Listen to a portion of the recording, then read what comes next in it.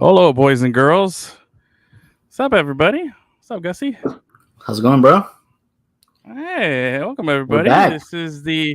We're back. It's been a while. It's been a while, unfortunately. Almost a month. But almost a month. Yes. Didn't want to take this long, but we needed time to regroup, needed time to get things organized. But we're back better than ever. This is the Vice City FC podcast, part of Lemon City Live. Today is June 10th, Monday. And I believe today is the 1 year anniversary of the Champions League final from last year. I got the sad reminder on Okay. my phone that I was there last year, and I'm here now doing a podcast. But That's right. life comes at you fast, bro. Like Who did Man Sergey City beat Bobrovsky. last year? Inter Milan. Oh, okay. That's right. 1-0. It was a 1-0 game. But anyway, we're back. This is episode 13 of the Vice City FC podcast. We're going to talk a little Inter Miami today. I'm going to try to squeeze something out of Orlando from Gus, the most reluctant Orlando reporter there is. And then Xavi's going to join us here shortly soon. We're going to talk a little Copa America. That's about right around the corner. The summer of soccer is here. We got MLS going on because that's not pausing while all this is happening. We got Copa America starting up here in a few days, which we'll be at, I believe. I asked you to send me the dates. I don't know when I have to go. Bro, you can just Google the games, man. I forget. I keep forgetting. And I'm like, and I just realized now as I'm telling you. Coming up. Like, hey, that's good. But yeah, we'll be at that. We have It's Copa definitely America. this month. Yes. Euro Cup next month. And then the Euros next month. They're taking place where? Germany, I believe, right? The Euros? I'm not sure. Well, look that up. I'll tell you right now. I think they're in Germany. But we got the Euros coming up next month, and then right after that, we're rolling into the Olympics, and then we have Leagues Cup and MLS, and then we have to finish MLS, and then we'll be starting up, all the European leagues right after that. So it's just the summer of nonstop soccer. So it looks like this podcast is not going away for a while since we got so much to talk about. But I'd like to thank everybody who's watching, hanging out with us tonight. I know you're probably taking a break from, I think it's first intermission right now at the Panthers Stanley Cup game. So if you're watching that, see, Gus, you got your you're throwing up all your Florida swag there in the back.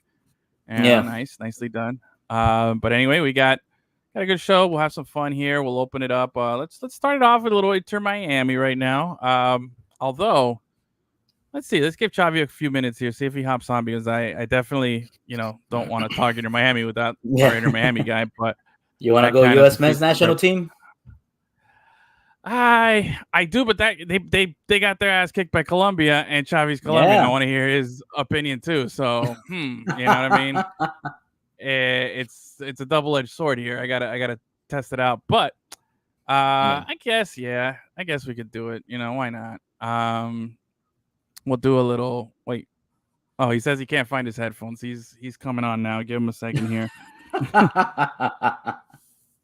And he's been gone. He was on his mission work. He was, helping out the less fortunate, and I think he was in where? Chile? He went? Chile, yeah, so he was in Chile. Xavi's all over the place. But we're happy to have him back and happy to get this going. But yeah, so right now we have just some basic little friendlies going on, and I think the big head scratcher, the big, surprise of it all was this U.S. men's national. Let me see if I can pull up. When was that? That was. Here we go. This is great. This past weekend, wasn't it? You get end of last week. Here we go. Yeah, there we go. I found it. So it was. Yeah. Well, here's 5-1. That's what I was looking up. 5-1. And this game was over pretty quick. Colombia jumped on top with 2 goals in the first 20 minutes. Timothy Weah provided the only USA goal early in the second half, but then they gave up 3 more goals to close out the game, including 2 in like 2 minutes in the late stages of the game. So, Gus, let me see. I got here our record as it stands for U.S. men's national team here. 5-1 defeat to Colombia. Prior to that, we had a 2-0 win over Mexico, 2-0. A 3-1 win over Jamaica. That was, I believe, what was that, Nations League games? And Yeah. then we had a couple of bad losses here. We lost 1-0 to a team I don't even recognize the flag. Oh, Slovenia. We lost 1-0 to Slovenia. Yep. Which I'm looking at the logo here. I'm like, what team is that? I can't even recall. I don't recognize the flag. So my geography skills. And then we lost 2-1 to Trinidad. I know that, but after beating Trinidad 3-0 the game before. So I'm seeing a lot of red here, as in red as in losses for Team USA here in our last, what is this, 12 games here.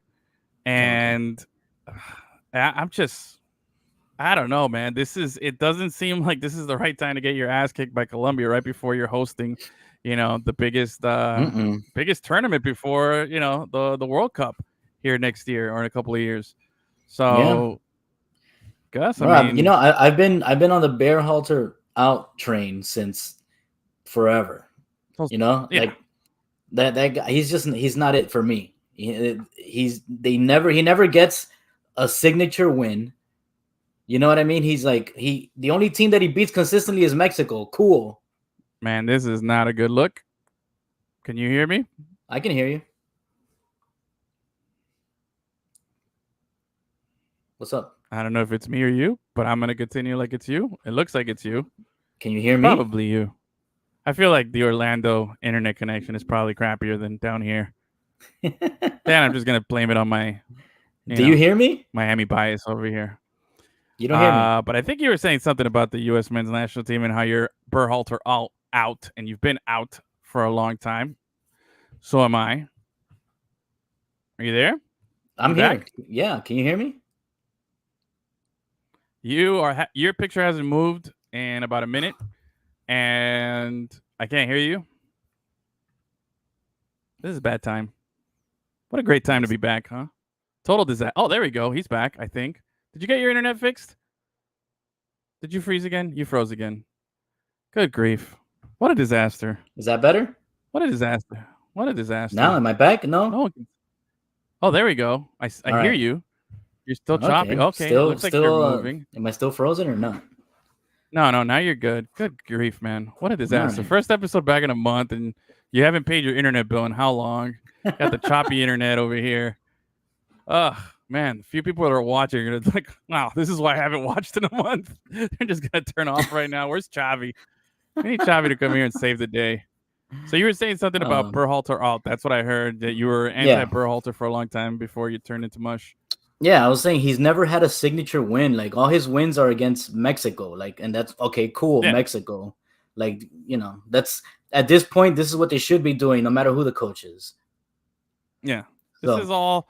He does enough just to make you say, like, oh, okay, he beat Mexico. Like, the bar is real low. You know what I mean? Like, yeah. It's like, okay, well. And that once upon a time, beating Mexico consistently was an accomplishment for the U.S. men's national team, and that was something that would keep the job for a coach. But now that's all right. We're not asking you to, it's not like Mexico is the shittiest team ever, and we have to beat them every single time.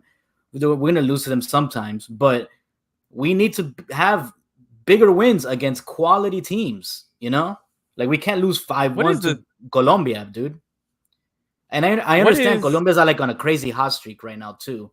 So I wasn't like completely surprised that we lost to them, but 5-1 is ridiculous. That's 5-1 in the nation's capital in Washington D.C. Oh, exactly. Exactly. And it was like a home game for the Colombia team there, unfortunately for the U.S. fans. I mean, I'm not going to complain too much. I was like, all right, hey, Colombia won. Good. But what is the signature win of your lifetime as a USA fan? What is that signature win? Oh, my God. It had to be winning that round of 16 win in one of the World Cups. I forget which one it was. I think it's the one where Landon was the one we went for. Landon Donovan scored that like freaking at the death goal. No, you're mixing up World Cups there. That was against Slovenia in 2010. Yeah, you're mixing them up. Yeah, that was like 8 years after the fact. I think it was probably when we beat Portugal in 2002. I think that was like a big surprise. But that was group stage, the run, wasn't it? Yeah, that was group stage, but it was a signature win. Like, yo, we beat a team we weren't at the time. I believe Portugal was like a top 5 team in the world. Yeah, but did we beat them or tie them? I believe we beat them, and then I remember we went into the quarterfinals. I think it's the furthest we've gone. We went into the quarterfinals, and we lost to Germany on a handball that wasn't called. Mm-hmm. It was like 1-0. Landon Donovan. Yeah, it was a 1-0 loss. Michael Ballack, clear handball, protecting the ball from going into the goal. There's no VAR back then. Cost us a chance to equalize, and maybe, who knows, maybe go on to the semifinals. You imagine USA in the semifinals? Who was Germany's goalkeeper back then? Was it still Oliver Neuer? Kahn? Oh, no, it was Oliver Kahn. Oh, I mean, hey, Neuer's old. I mean, he's old, but come on, dude. 2002. We're talking about who's the goalie 22 years ago. I thought you were still talking 2010. No. In 2002. Yeah, 2002, definitely Oliver Kahn. Yeah. So, by the way, I just saw that David Beckham documentary on Netflix. Oh yeah, I know it's been out for a while, but I just saw it. Yeah, and then and they showed I know, and they showed Oliver Kahn, and I just had flashbacks of how awesome that guy was, man. Oh yeah, guy was a beast. He was like the most prototypical German player ever. You know, yes, always screaming. It just looks like that guy speaks. His German is always just very abrasive. Everything he says, you know. Germans tell him that he's too German. Yeah, exactly. Very, very much so. Like, yo, tone it down, bro. You're giving us a bad name. That's what they say in their German. But I think there was a time before, I want to say it was 2000. I think it was 2009, I believe. Yeah, it was the summer of 2009 before the 2010 World Cup the following year, where the USA beat Spain. You remember that game? The Confederations Cup. Confederations Cup. Yeah, and they played Brazil in the final. Yeah. And they lost like 1-0 also. Yeah, but I think that's probably the signature win of my lifetime, I think, was that game.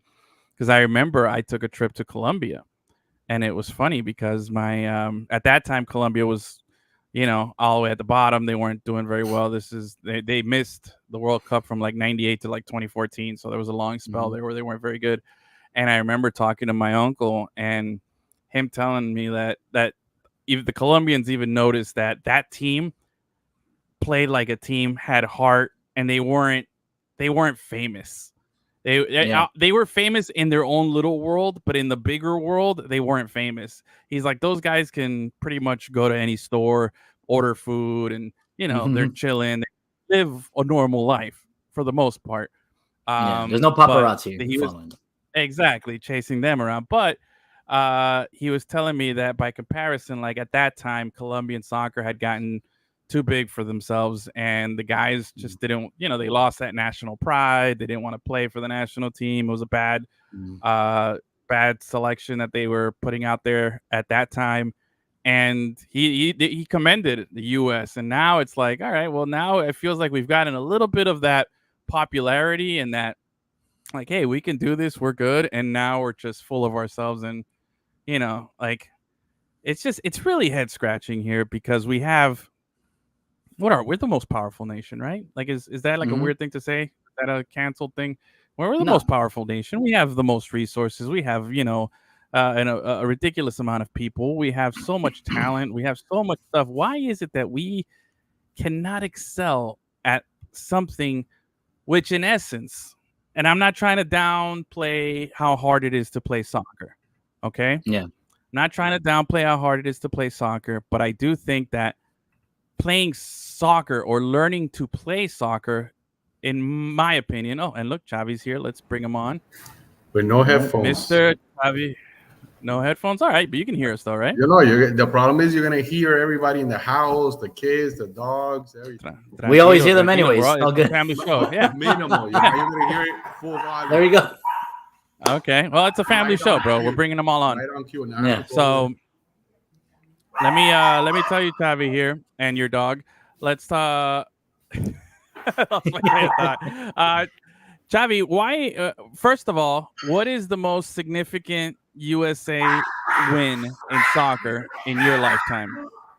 What's the signature win that you're like, oh man? Because I imagine in the history you of, as a of Colombian, the United States. For no, since you've been a fan, not history. Since you've been following, because I'm gonna assume. Yeah, you for correct me them, if I'm wrong. is the world. For them is the world. The world. Well, we were gonna say '94, the World Cup win versus Colombia, but after that they've one. They've done a little bit more. I know. Who was it that they beat in? Well, they didn't beat, but in that same World Cup they played Brazil super tough. They ended up losing the game in a game where I thought that they pretty much like were even and had a chance to win. They've had some moments, but to me, probably the signature win was that because Colombia came in as one of the favorites, if not the favorite, the only time in the history of Colombia to ever be a favorite, and the U.S. took them out basically in the second game. They lost, and that's it. They were eliminated. Yeah. Let me ask you: is it safe to assume that, as in your Colombian fandom, the signature wins of your lifetime is what was it? Was it 4-0, 5-0 against Argentina? 5-0 against Argentina. That unfortunately, they're still living off of that, and it looks like now there might be a possibility to move past that and do other things because that 5-0 was amazing, but didn't win any trophies, didn't do anything. So. So is it so then is the 2001 Copa America win bigger than the 5-0, or is the 5-0 being just it came before the World Cup? It has to be bigger because it's the one like major trophy that they own, and then there's people putting shadows on that all because the top teams didn't send their top squads. Brazil sent under 23, and the other guys, they didn't go with their top teams because they were scared because they thought they were going to get bombed or kidnapped in Colombia at that point in time, and obviously that didn't happen. But Colombia won. Colombia won fair and square. They beat a Mexico side that at that point was actually a decent, not like the Mexico teams now that are pretty terrible for some reason. So that has to be the signature. But now that you mentioned that, I think, and when we get to it, I think there's a possibility now in U.S. soil because U.S. soil is Colombia Part 2. Because every time you have a Colombian team playing, you have almost all the time you have majority Colombian, majority yellow, majority Colombians show out. They show out real good. And that the terrible thing is that that's a good thing I guess because you're a fan, win or lose, because they haven't won anything and they always had good teams. But I think that now might be the time where the tide is turning for several reasons. But when we get into that, we're into it now. We're starting off with that because I want to save the Inter Miami stuff for you. Yeah, let's get back into the 5-1 that Colombia beat USA. My most impressive thing is not the 5-1. It's I'm watching the game and I'm seeing a Colombia team that it's consistent now, but I hadn't seen before in the history of Colombia, which is defensive intensity from beginning to the end of the game. Before, Colombia was kind of like shadow, defending, and they weren't aggressive and they weren't physical. No. Now they're on top of you. They're not letting you breathe. They're stepping up high. They're fast. They're dynamic. They're strong. And then when they do get the ball, they still have the touch around. But when they'll steal it from you on a play like that, what do? They counter quickly and they're effective. Against USA, they were super effective. They scored 5. But against other teams, and they've beaten top teams. They beat Germany, in a friendly. They beat Brazil in an actual qualifying game. They've played people tough. They're playing good teams, and they have the longest streak, the current undefeated streak, in FIFA. They have 27, I think it's 27, 28 games. So they're showing me that they're a real contender for this cup. But that was what was most impressive. Beat Spain, Venezuela, Brazil. No. You bring it, they've done it. But now I want to see them do it in a competition where there's an actual trophy at stake. And I think that now they can do it. And with this coach who got little fanfare when they hired him, he's changed the chip. Nestor Lorenzo, the Argentinian coach. Well, he's changed. And you know what's funny? The first time they played here I remember, was it Guatemala? But I asked him a question. I said, "Hey, is this what we're going to expect?" I think that was second. It was one of the first few games that he was commanding. Like it was one of the first 5. I know that for sure, but I don't remember which one. And I asked him, "Hey, is this what we're going to expect now from Colombia? An intense team, a fast, a dynamic team, and though even you guys are winning, you're still going forward."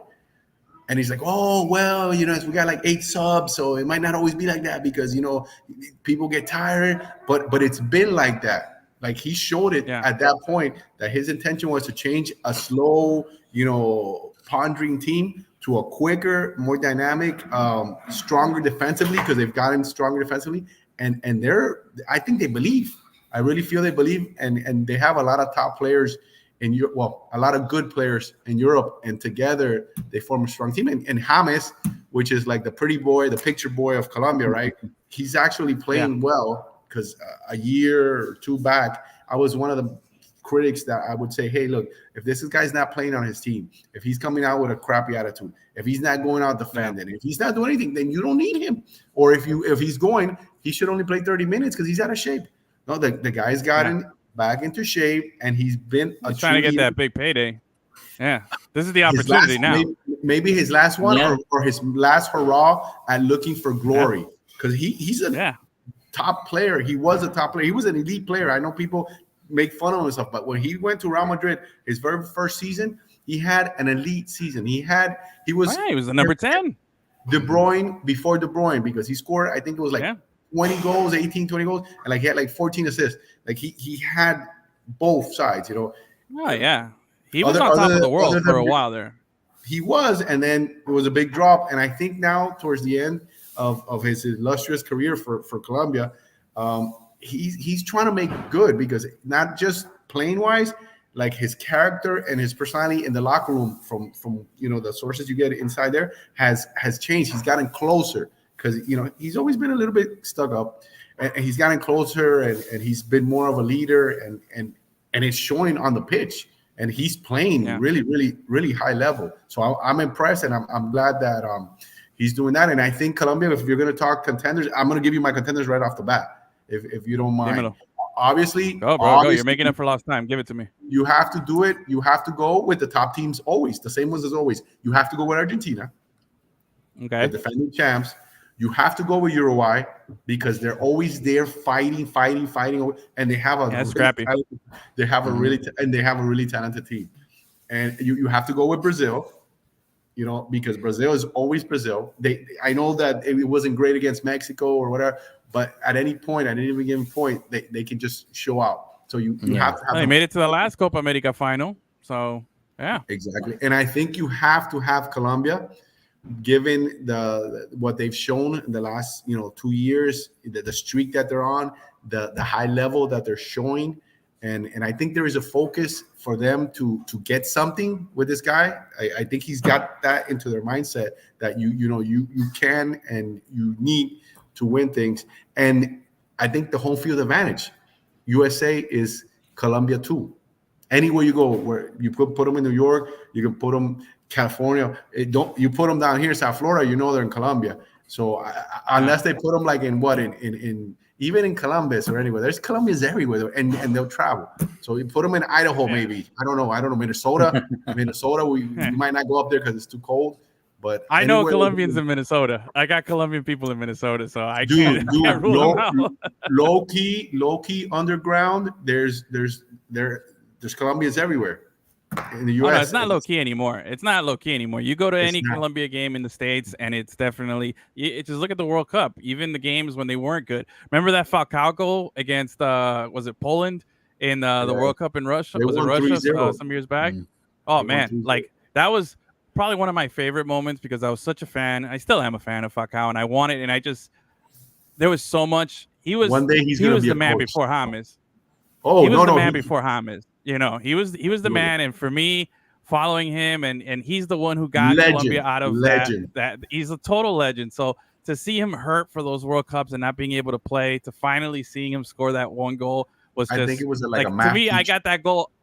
I got that goal above the James against Uruguay. That volley. Falcao is the only Colombian player in my opinion, that was ever the best at his position at some point in his career. He was the best number 9 for like a year and a half or so when he was between a couple of years. Yeah, Madrid and Porto, But when right, Portugal, but Portugal at that point was maybe a lesser league, but still he was doing amazing things. And then when he went to Spain with Atletico Madrid, it was against Real Madrid. It was against all the top teams in the world. He was at one point he was the most feared. And I think he was the best striker for a small period of time. And he had his run. I don't think any other Colombian player, as far as I can recall, has ever been at that level. James was at the top, but he wasn't the top midfielder or the top whatever at that point. No. Falcao was. Yeah, Falcao was. He reached some levels there that haven't been seen by other people from that nation before. Let me ask you a serious question. And Pibe had the best hair in the world for a long time. No, if we're talking about hairdos, he was elite, and he still is. Now it's not blonde anymore. It's like gray and pepper silver. Yeah. And it's smaller. He doesn't have as much anymore. It's like an old lion. An old lion. He has that. Yeah. He gets a little, it's like that. Colombia's had some great hair. Colombia definitely has had some great hair throughout their history. You know what? And they have some great moves too. They celebrate the goals and stuff, but it's not good unless you win. Unless you win, it gets annoying. People get annoyed when you lose. It's easier to stomach when you win. But let me ask you, speaking of great looking hair and whatnot, Xavi, what do you think about why are they wearing Halloween uniforms? What's with this black and orange thing? I didn't like those. Not a fan. I did not like those. I like the result though. So like if they wear them and they win Copa America, then I'm gonna buy a Halloween and I'm gonna wear it for Halloween, and then I'll probably get a PA wig with the shirt and walk around. So I didn't like them either. Pibe right here, bro. Pibe's always with us right here behind me. So I saw a lot of games with the Fusion. That was my dude. But no, I was gonna say I don't know, these new uniforms, black and orange, didn't like it. And then they added the orange to the regular yellow jersey. It looks weird. I can swallow that one, but the black and orange was a little bit weird. It was a little weird to see. Honestly, I think I could stomach the black and orange one a little more than the orange on yellow, because you're throwing, like, they've always had iconic just yellow, amarillo, azul y rojo, yellow, blue, and red. That's what they've always worn. It's never been anything different. And why are they throwing in a weird color into the flag? Like, it's just strange. Like, I get it, though. Alternate jersey's weird, but anyway. Who is it? Is it Adidas? It's Adidas, right? Who Adidas. Yeah. They're screwing them. I mean, in Colombia, I think they can just get one. Colombia is known. There's a section that's known for fashion and stuff. You get one of these guys to design, you're gonna get like epic Nigeria, epic, like you're gonna get an epic Colombia kit if they let like a local do it, which they need to do it at some point, because this is not. No, they all have these templates and everything. But anyway. Look, this is Vice City FC. We're going to talk about Miami. We're going to talk about everything else. I'm on the wrong show. That was let's talk about Colombia.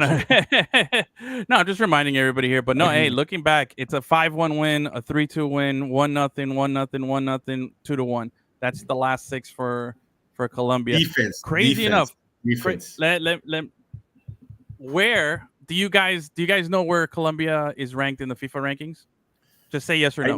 Right now, they were the latest. They were well, okay. The last time I saw, Do you know? They were below USA. USA was higher. USA was like 12. Guys, give me a number. What number do you think they are? Don't look it up. Just tell me what number 12. do you think. Yeah, give me a number. 12. You think Colombia's 12? What about you, Xavi? The last time I checked, they were below USA, and USA was like 12. So let's say 13, just because I really don't know. Well, Gus cheated because he got it right on the button. It's 12. And right. USA is 11. Oh, okay. So it was 11 and 12. Okay, it was. I know I had seen it. It was somewhere like that, which seems silly to me. But you tell me who the top 3 teams in the world are? The top 3. Anybody know? Argentina. Who's the number 1 team in FIFA? Argentina's 1. Who's number 2 in the FIFA rankings? France too. Gus, stop cheating. I see you looking. I can clearly see you staring at your screen. He's like, it's France. All right, what's the number 3 team? Belgium's always ranked high, but I don't know why. Dang. Well, yeah, 3. Belgium's still up there? Yeah, they're always ranked high. They're up there 3. Wow, they haven't won shit. And they don't win. They don't win anything. What's number 4? Number 4. Is it South America? No, I'm not giving you any clues. You tell me. 4. Is it a yellow jersey? Is it verde amarilla? Is it Brazil? You gotta tell me. Brazil? Nope. Brazil. Croatia. Nope. Croatia 10. Ooh. So top 4. So Spain. London. Spain. I mean England. England 4. Yep. I fucking said London. England's stacked. England is gonna be stacked for this World Cup. Mm-hmm. England, Brazil, Portugal, the Dutch. Hey, we're slacking. Spain, we're slacking on the FIFA rankings, man. We're so concentrated on the MLS rankings. We're slacking on FIFA. Yeah, bro. So anyway, to reiterate here, USA, horrible defeat. Will we see? Just give me a bold prediction here. Yes or no? Do you think Berhalter will be coaching this team come the World Cup? Now he's obviously going to coach throughout this Copa America here. But what is your feeling on if he'll still be the coach come the World Cup in 2026? He will be, but he shouldn't be. Unless he's indicted, subpoenaed, something else comes up fast. He kicked somebody else. Something happened. It's already shown that they want him. He's a protected man. He's a made man, right? He's a made man. Yeah, he can go out there and do whatever he wants, and he's going to be protected. He's got the good pictures. I think they're going to stick with him. Management. Where the World Cup's around the corner.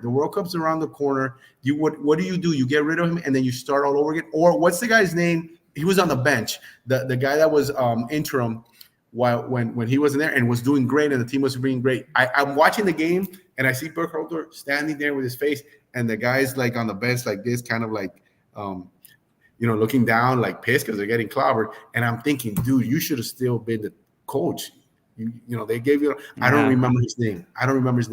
They had a golden opportunity to bring in a quality coach during that whole fiasco, man. They had a great opportunity. I just don't understand why they clean slate. Why they bring him back? I don't know. They want to stay American. I think they want to stay. No, but it's fine. It's fine that you want to be American, but why do you not? Like, why do we struggle? Because this isn't a new thing. This is an existing problem that we've had. Why do we struggle when we have like I said earlier before you hopped on, Xavi, we have the most resources. We're the most powerful nation. We have the best institutions. We have the most money. We have the most people, Belgium, last I checked, I've been there. It's a beautiful place. Had some delicious waffles. The fries were good. They put mayonnaise on everything. I liked it. It was a good time. But it wasn't that big of a country yet. They're number 3 in the FIFA rankings here. You know what I mean? They're getting a lot out of a very limited population here. Us with the resources, just the massive size. I know we have all these other sports, but again, I was making a point right before you came on, Xavi. I was making a point right before you came on, Xavi, which is, I think, and no disrespect to soccer players, but if we had to rank what's a harder sport to learn, baseball, basketball, American football, soccer, I don't think soccer would be the most difficult. You know what I mean? I don't think soccer would be the one because, again, there's 11 people on the pitch. There's 11 opportunities, right? Basketball, there's only 5 spots that you can be on. Baseball is 9, but I think out of all of them, that's the hardest skill to learn. It's impossible to just pick up a bat and hit a ball or be able to throw a ball, 100 miles an hour with accuracy into a small little zone. Like, baseball is incredibly difficult. All these sports are very, very, there's a level of difficulty. Yet I believe soccer is the number 1 youth sport in the country, but we can't produce we're milking the crap out of Pulisic. You know what I mean? Like, we're really milking the fact that this kid is good and he's been good for he's like what, 25 years old now or something like that. I don't know how old he is, but he's been around since he was like 16. His prime. And he's having his best season ever. He's having a great season, Mm-hmm. He had a great season, but it feels like he's been around also for 10 or 12 years too. And in that time, it's just been him. So it's just so head scratching that we can't take that next step and develop consistently talent to compete with these other nations. I think it just comes down to the youth system, man. Like, all those other countries, those kids decide to play professional soccer when they're fucking 5 years old. You know what I mean? For the most part. Yeah. And they give their entire teenage life to whatever club signs them. They go live there. Like it's just another level. Well, yeah, it's pay to play here and over there. On target, dude. You're 100% correct as the commitment and the discipline and the sacrifice. It's for those kids, it's not. It is a sacrifice, but it's their dream. Like they're living their dream. The kids, I mean, and a lot of these kids, right?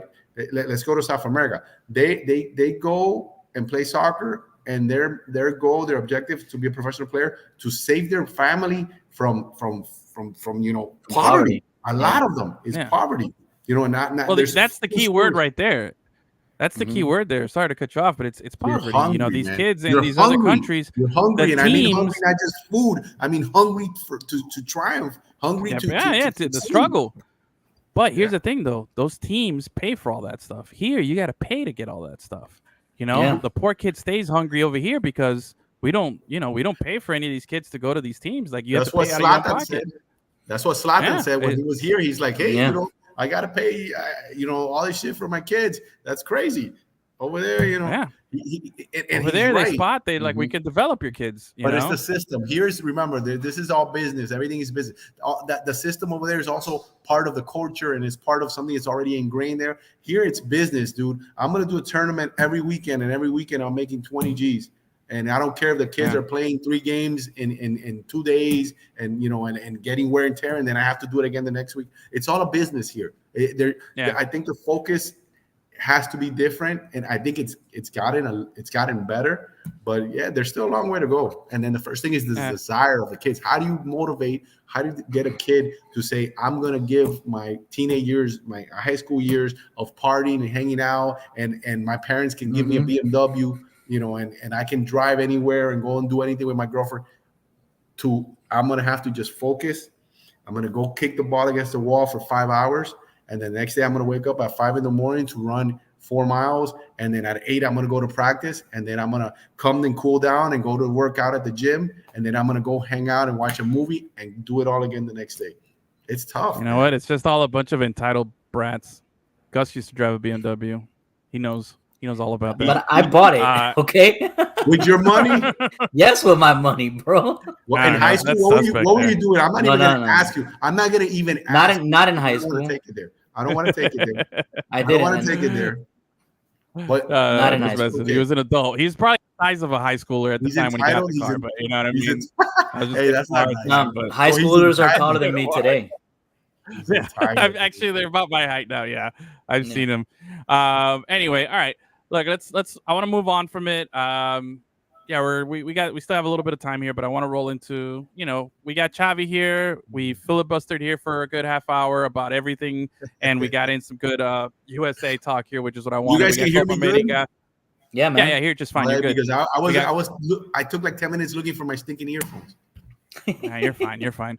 Yeah, we got Copa America, we got Euros, we got the Olympics, then we have Leagues Cup, then we have the rest of MLS. We got a lot of soccer still to go, and probably like 1 month off before it starts off all over again next year. And then we have the run up to the World Cup and qualifiers and everything. There's so much stuff going on.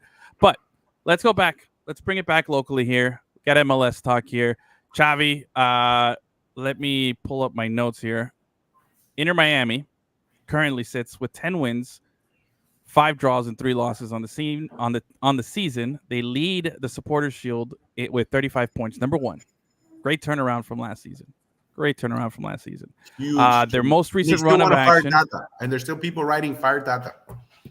Yeah, those guys, I mean, I'm not even going to waste my time with those guys. Those kind of fans are insufferable, bro.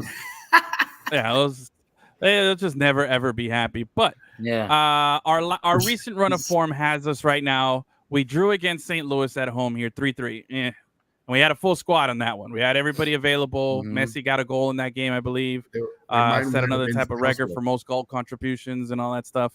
But prior to that, we lost 3-1 to Atlanta. And then a few weeks ago, we won 2-1 in Vancouver when the whole, Super Friends decided to not go and take the trip over there. And they surprised everybody. Jordi Alba was the only one. Only one. He was the only one because he had missed for like a month already. Yeah, so, maybe Jordi's the young one of the group. Yeah. So with that being said, though, that's our recent run of form here. How do you feel right now going into this break now? Because it's not a break. We didn't play a game this week, but the season is not stopping. It's not slowing down. We have a full slate of games coming up Saturday, but there's going to be no Messi. He's with Argentina. No Suarez. He's with Uruguay. Who else are we missing? Hold on. Let me try that again. Missing due to Copa America. From the Roja, the Matias for Paraguay. Rojas, our other lefty, and that was the one that I thought when he'd come in, when Messi's gone, he'd fill in, but he's also a national team player, so he's missing. I know that Robert Taylor, again, he's one of the underground goats for this team. He's gonna be in the Hall of Fame, at least in my house. But the guy, he's on that Udonis Haslem. He's on that Udonis Haslem trajectory. Yeah. I'm not giving it to him yet, but he's on the trajectory of being, Mr. Marlin, Jeff Conine, and being Mr. Heron for the Heat. You got it, Mr. Heron. I need a meme tomorrow that says Mr. Heron. All right, got you, Mr. Heron. Yeah, well, Taylor, said once again, he told Phelan, "No, I need to be here." So he's here. Wow. I know that Kremasky and some of these guys for the Olympic, he's team. Like eligible. I don't know if he was called up or not. I think Kremasky was called up for the Olympics. For the U20, right?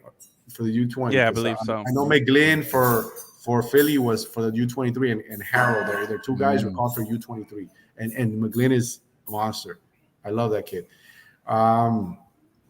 He plays for Philadelphia, and Philadelphia is coming to town. I mean, they're going to play Philly up there. Going to Philly. Mm-hmm. Yeah, they're going to. It's always sunny in Philadelphia.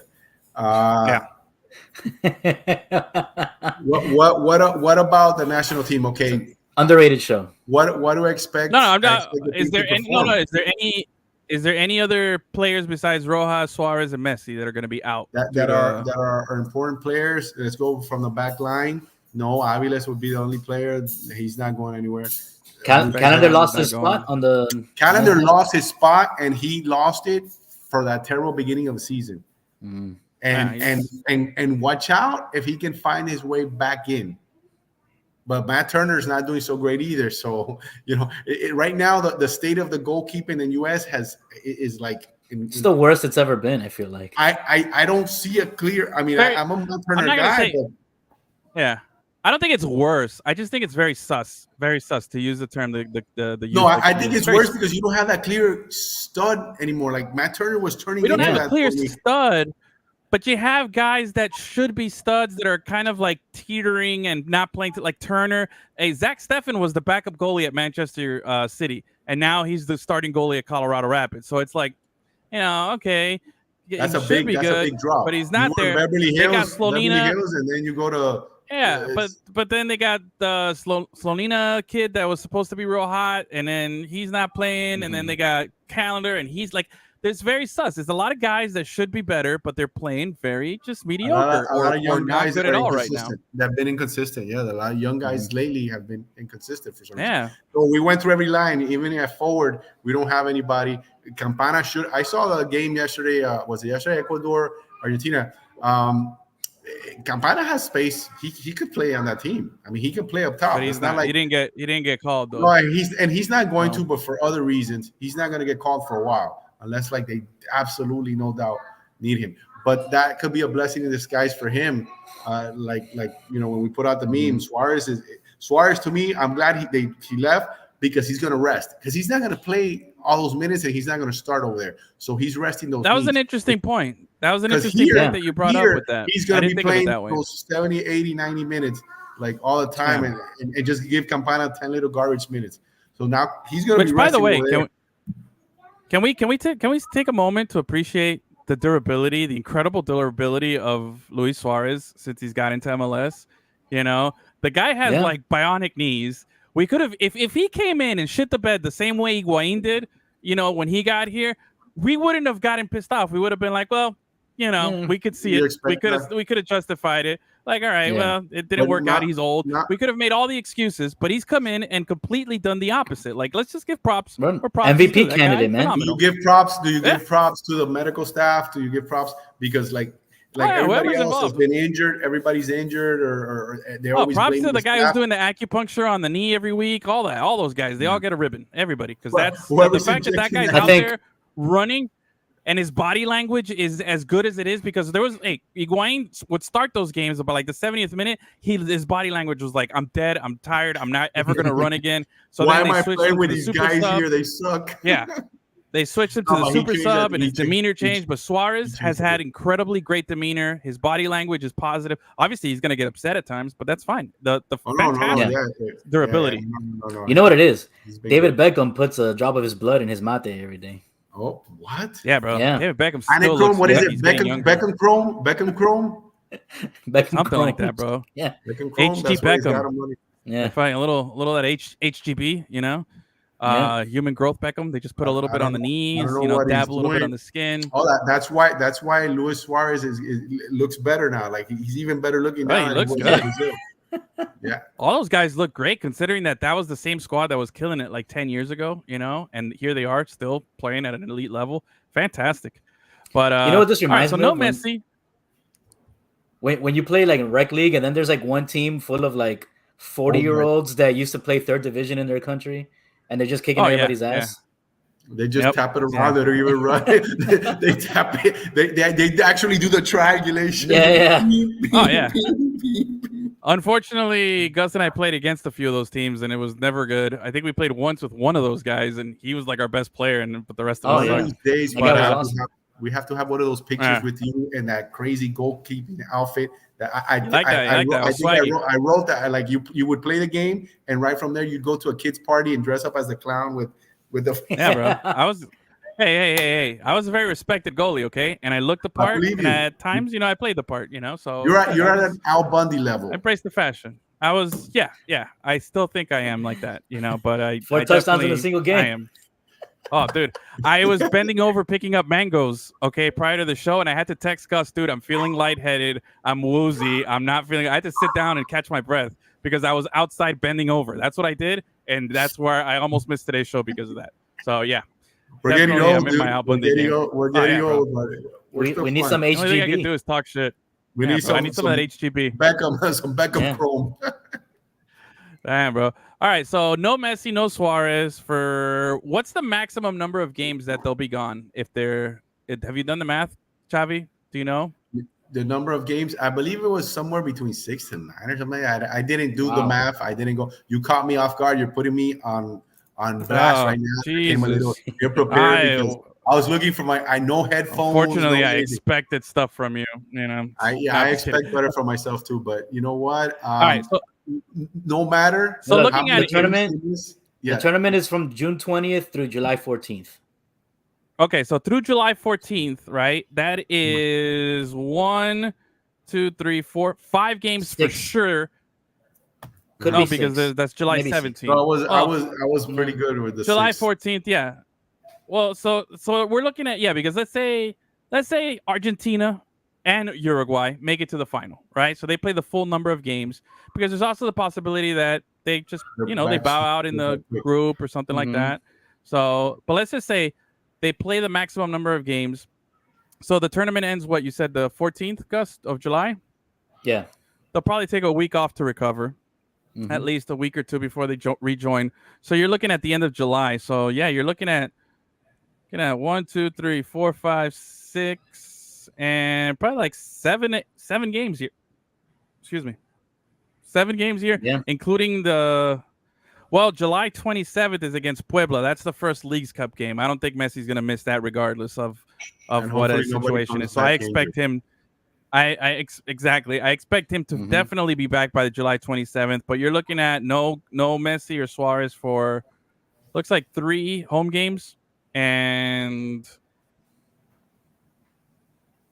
4 road games. Yeah, so okay, an even split. It's gonna be interesting to see if it goes the max. There's what the crowd's gonna be like in those 3 home games.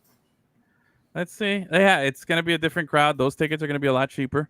If you want to get in and go watch, the rest of the Barcelona guys that didn't make it, or that are not playing the Euros. I don't think we're going to be losing anybody for Euros, right? I don't think any of the guys are going to be departing for July as well. So I think we'll be okay. I wish they'd take Kristoff so we can see some of the other guys. Hey, leave Papa Kristoff alone, bro. He's just he's having a hard time, but he's good. He's my guy. He's my guy, but he's falling from grace, man. He's falling from grace. But let me see here. I'm looking at. He agrees with me. All right. So, well, no Messi, no Suarez for a maximum probably of 7 games here. I think even if they bow out early, they'll still take a little extra time. So I'm expecting for sure by July 27th, the Puebla game in Mexico. Well, that's in Mexico too. Or no. Is it? It says that the Tigres and Puebla, they have them as road games. Let me see. Have they determined where the site for those games are going to be? Oh, no, it says Chase Stadium. Oh, wait, no, sorry. My fat finger hit a wrong game. Leagues Cup, Eastern Round 1. It doesn't say where we'll play, though, where the game is. So I guess they haven't decided that, but I'm assuming to be determined. So we have an end in sight here. Now we have to get used to the fact that we're not going to see these guys on the pitch for a while. Mm-hmm. Real quickly here, we got about 7 minutes left here on the show. Tops. Xavi, as somebody who's been watching all season, you follow the team with a good perspective and a good eye. Sell me one more time on why Campana is actually going to do something this time around that he hasn't done but for one game this season, where he had one good game in the absence of these guys. Sell me on the fact that he's going to save us for these 7 games here. Campapi is our Kurt Warner. You know? Oh, boy. He's going to come dude, in. I have a Kurt Warner jersey. I love Kurt Warner. Don't you dare. He's going to come in. Don't you dare compare these guys. Kurt Warner's a legend. Come in. Yeah, he is. Oh. He is. But what was he before? He was a Campana. Before. Potential. He was overlooked. Campana's had everything given to him. Campana drove a BMW in high school. I bet you anything. Kurt Warner was bagging groceries. Kurt Warner was bagging groceries in a supermarket in Iowa while he was playing arena football. Campana had a private helicopter. Campana surely was private helicopter to his private school when he was going. That guy. There's no doubt about that because that guy is loaded. No Kurt Warner comparison here, man. Okay, why do we? He has all the tools and he shows you flashes. The last game where the guys didn't go to Montreal, he balled out. He played well. He was able to build, get the ball with his back. He was able to get and pass. You saw that amazing run he did for the goal where he took off. They slide tackle. He held the ball. He touched it at the right point. Made the run in. He has all the baseball. You're a baseball guy, right? He's the 5-tool guy. He has all the tools to be successful. Now we got to give him a little more time. Do I have a little bit, of he has a little bit of credit. I give him a little bit of faith that he can still do it. In the preseason, I wrote, man, this is his season to make a break, that he needed to score like 10 goals, regardless if he was a starter or not. At least I think I put 10 to 15 goals, something like that. He has what it takes. Maybe this is the time. I don't know, but you have to give him a chance. He has everything, and he's our best option right now. Who else are we gonna? He's Luke Skywalker, and we need a hero. You're giving this guy, you're calling him Luke Skywalker, Kurt Warner. You know what you should be calling him? Because you compared him to baseball. You should be calling him Lewis Brinson. That guy was a 5-tool player. You know where Lewis Brinson is playing right now? In Mexico, because he couldn't cut it in the majors, okay? That guy is off playing in the Diablos of Guadalajara or one of those teams down there.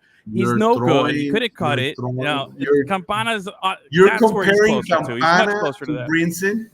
Campana Lewis still Brinson has a lot of hype. Lewis Brinson had a lot of hype. Remember, we traded him for Lewis Brinson didn't score a hat trick against New England last year. Lewis Brinson didn't score a hat trick against New England. Bro, we're Lewis milking Brinson didn't score a goal against Orlando City 20 seconds into the game. We have milked that hat trick. The only people who have milked anything more than us milking that Campana hat trick from last season is the Boston Celtics in that 08 championship. Like, come on, bro. That's the only people who have milked anything more than that. They're about to get another one now. So. Oh, man, we need the Mavs to come back. I need the Mavs. I got money on the Mavs. But anyway. No wonder you seem a little grouchy today with Campana, man. Nah, bro. Hey, no fear, baby. No fear. I still think the Mavs and Luka. I believe in Luka. They're going to be a whole nother series. They got to win a road game. Nobody's won a road game. Luka's doing his part, bro. You mentioned Puebla, but Inter Miami was supposedly negotiating or is in talks with Gaston Silva, a defender from Puebla, like to be a center back to cover spot. He's another lefty like Freire. Freire, he came in. He came injured, like he was injured in Greece like the whole time. Then he came in with little fanfare, and he turned out to be like the glue of the defense. The defense started playing better as he started playing better, and then he gets hurt. So now they're looking at this guy, supposedly. I don't know where that is at the moment, but then some other guys say that they're looking at two center backs, maybe from within the league and in South America. These guys from Solana and I forgot what the group is called that he goes with. They had mentioned that they're looking at some other center backs, but that guy Gaston Silva in particular is someone that they're looking at. Is for Puebla. That'd be amazing if they're able to get him, and then he debuts against his old team. Well, let me put you on the spot one last time here before we wrap away. Do it, man. Do it. Let me my camera's all on you, okay? Is there any truth to these rumors that I've been hearing? Because Calendar, keep it going. Calendar is on the hot seat. I've been hearing the name De Gea. I've been hearing the name Keylor Navas. Is there any possibility of any goalkeeper that we might know of a certain name coming to town? Have you heard anything about that at all? Remember the whole Chiqui Romero, the Romero deal? He just resigned, and with his team. No, I don't see it. You know why? Because Calendar, they have a really good goalkeeper. He hasn't been great this year, but he's a really good goalkeeper on the cheap.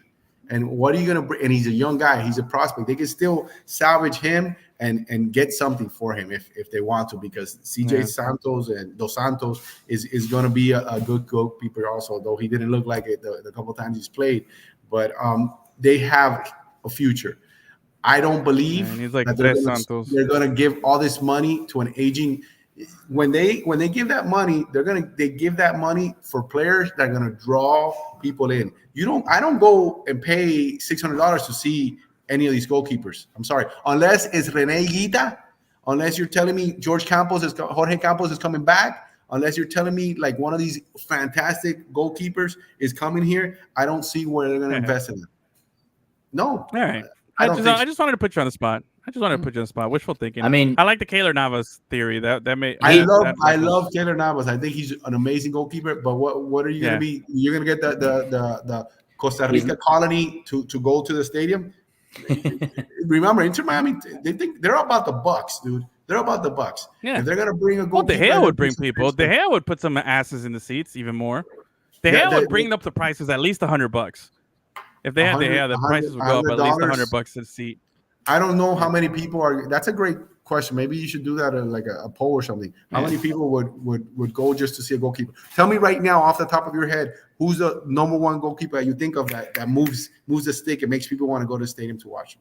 Anywhere in the world, who is it? Oh, is it Matt Turner? Nobody moves the needle like that anymore, But there are a lot of good keepers. But I think De Gea is one of the last guys that has, he's one of those last guys that has a lot of fanfare. But anyway, all right, enough goalkeeper talk here. Reminder: Inter Miami is playing this Saturday at 7:30 in Philadelphia, taking on the Union. They then return home to take on Christopher Columbus Crew on Wednesday the 19th, and that's the next couple of games there. But we are out of time. I want to thank everybody who's hung out with us, who's watching, who bared with our technical difficulties at the beginning of Gus's crappy internet in Orlando. Xavi, thank you for hanging out with us. Get your headphones situated. We will be back. I'm gonna go to Radio Shack and get some headphones. Well, I got these like at Ross for like $10. Do that every time I'm in the line. I do that. I look at all the food and all the stuff they have, and I see the headphones, and I always want to grab one, and I never do. All right, guys. Thank you so much. Everybody have a great weekend. We'll be back next week with another episode of Vice City FC Podcast. Adios, muchachos.